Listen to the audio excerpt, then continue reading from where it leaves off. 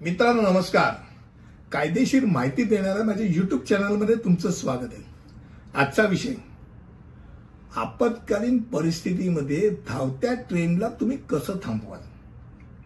आता पहिला भाग असा की ज्या वेळेला गरज अशी पडते की आपत्कालीन परिस्थितीमध्ये कुठेतरी तुम्हाला असं दिसतंय की बाबा रुळाला तडा गेलेला आहे किंवा काहीतरी वस्तू ठेवलेली आहे किंवा काहीतरी अशी अवस्था आहे की जिथे रेल्वे जर थांबली तर अनेकांचा जीव वाचवण्याची शक्यता आहे. अशा वेळेला ट्रेन तुम्हाला जर थांबवायची असेल तर काय करायला पाहिजे हे एक त्याकरता रोजच्या व्यवहारातला नाही पण कदाचित अचानकरित्या अंगावर आलं ही प्रसंग तर काय करायचं याची तयारी असावी म्हणून माहिती. पहिला भाग, तुम्हाला ट्रेन दिसली म्हणून ती थांबेल का तुम्ही समोर उभे राहिला तर. कारण का तुमच्या डोक्यात हे नाही की ट्रेन जेव्हा धावती ट्रेन असते अचानकरित्या जर तिने जर ब्रेक लावायचा प्रयत्न केला तर ती रुळावरनं खाली येऊ शकते. हा एक भाग. तिच्यामध्ये अनेक माणसं असतात त्यांना एक प्रकारचं ते इंजर्ड करू शकते म्हणजे ते दुखापतग्रस्त होऊ शकते. दुखापती होईल आतमध्ये अचानकरित्या हापटले डोके आपटू शकतात. त्यामुळे वस्तुस्थिती अशी आहे की ट्रेन थांबायला साधारणतः 1 मैलापर्यंतचं अंतर लागतं. नाही ते लांबून तिला जर दिसलं तर ती स्पीड हळूहळू करत करत थांबू शकते हे डोक्यात राहू दे. त्यामुळे अचानकरित्या तुम्ही याला तर हात वर केलात तर ट्रेन तुम्हालाच उडवणार हे डोक्यात राहू दे. आता आपत्कालीन परिस्थितीत ट्रेन कशी थांबायची तर तुमच्याकडे पहिली गोष्ट काही ध्वज तर काय माणूस घेऊन फिरत नाही. ध्वज असेल जे रुळवर ट्रॅकवरती काम करणारे असतात त्यांच्याकडे तो लाल रंगाचा कपड्याचा ध्वज असतोच.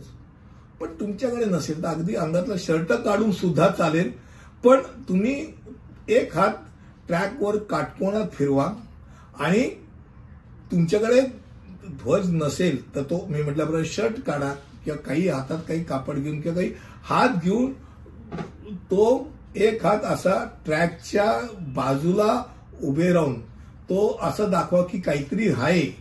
बेबी तुमची इच्छा आहे की ती गाडी थांबवावी, कमी व्हावी स्पीड आणि करत करत थांबवी तर ते त्या ड्रायव्हरला कळण्याकरता की तुम्ही काहीतरी त्याला इंडिकेशन करताय. आणि उजव्या हाताने तर त्याला इंडिकेट केलं तरी चालेल पण मेन डाव्या हाताने त्याला एक खूण थांबवायची आणि एक खूण की त्याचं लक्ष वेधण्याकरता. आता पहिली गोष्ट की तुम्ही सुरक्षित अंतरावरती उभे आहात की नाही हे महत्वाचं आहे. रुळावरती उभं राहून तर चालणार नाही.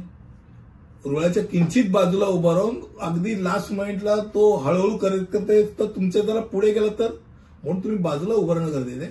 आता तुमच्या हातात लाल ध्वज नाही तर काहीतरी फडकं काहीतरी पकडा हा एक भाग. डोक्यावरती दोन्ही हात तुमच्या डोक्यावरती धरून त्याला कळेल असं दाखवा. आणि सर्वात महत्वाची म्हणजे रात्रीची वेळ असेल तर आपत्कालीन पूर्वी काडेपेटीने काहीतरी कागद किंवा कपडा असेल तर कपडा जाळला आणि तो कपडा जाळलेला कपडा असा तो वेव्ह करत राहिला तो एक भाग.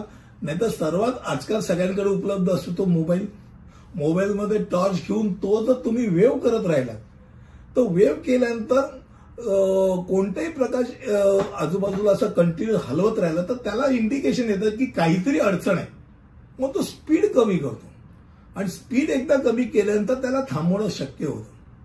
आता जाता जाता रेल्वे ट्रॅकवरती ओलांडून तुम्ही जात असाल किंवा जाण्याचा प्रयत्न केला तर तो रेल्वे कायदा 1989च्या कलम 147 नुसार दंडनीय गुन्हा आहे हे डोक्यात राहू दे. ज्यामध्ये 6 महिन्याचा तुरुंगवास आणि 1000 रुपयापर्यंत दंडाचं प्रावधान आहे. म्हणजे उगीच जाऊन तुम्ही ट्रॅकवरती उभे राहा असं मी बिलकुल म्हणत नाही. ज्यावेळेला गरज आहे लोकांचा जीव वाचवण्याची आवश्यकता आहे त्यावेळेला हे मी सांगितलं आपत्कालीन मध्ये परिस्थितीमध्ये माहिती असणं गरजेचं आहे म्हणून हे तुम्हाला मी सांगितलं. अन्यथा रेल्वे ट्रॅक ओलांडून अतिक्रमण करणे हा दंडनीय गुन्हा हे डोक्यात राहू द्या. माहितीच तो होती गोष्ट. मला असं वाटतं की अशी विविध प्रकारच्या माहित्या देत असतो. पुढच्या व्हिडिओमध्ये असंच काहीतरी घेऊन येईल.